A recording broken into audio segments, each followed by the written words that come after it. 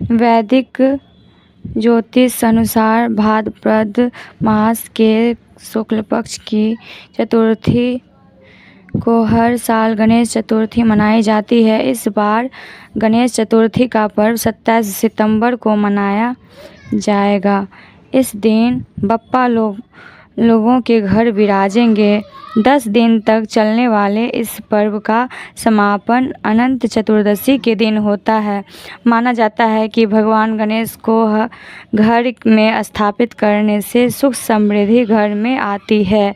वहीं इस दिन पूजा अर्चना करने के बाद व्रत कथा पढ़ना जरूरी माना जाता है, वरना पूजा अधूरी मानी जाती है। इस व्रत कथा के बारे में पुराणों के अनुसार एक बार सभी देवता संकट में घिर गए और परेशान होकर भगवान शिव के पास पहुँचे।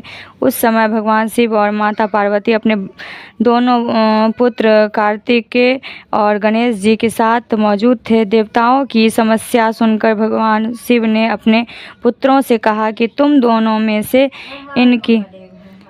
इनकी समस्याओं का निवारण कौन कर सकता है। ऐसे में दोनों ने एक ही स्वर में खुद को योग्य बताया। भगवान शिव असमंजस में पड़ गए कि जिससे ये कार्य सौंपा जाए।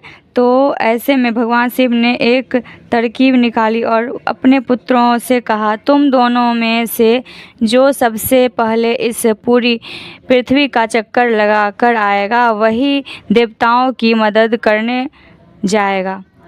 शिव जी की बात सुनते ही कार्तिक अपने वाहन मोर पर बैठकर निकल गए, लेकिन गणेश सोचने लगे कि मूषक पर बैठकर वह कैसे इतनी जल्दी पृथ्वी की परिक्रमा कर पाएंगे।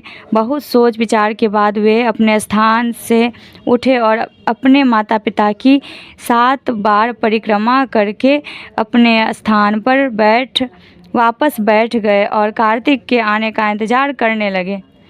भगवान शिव ने गणेश जी की परिक्रमा न करने का कारण पूछा।